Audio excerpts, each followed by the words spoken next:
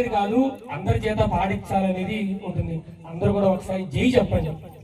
ఏమి చేయదు మీరు జై సియాపతి రామచంద్రకి అందరూ కూడా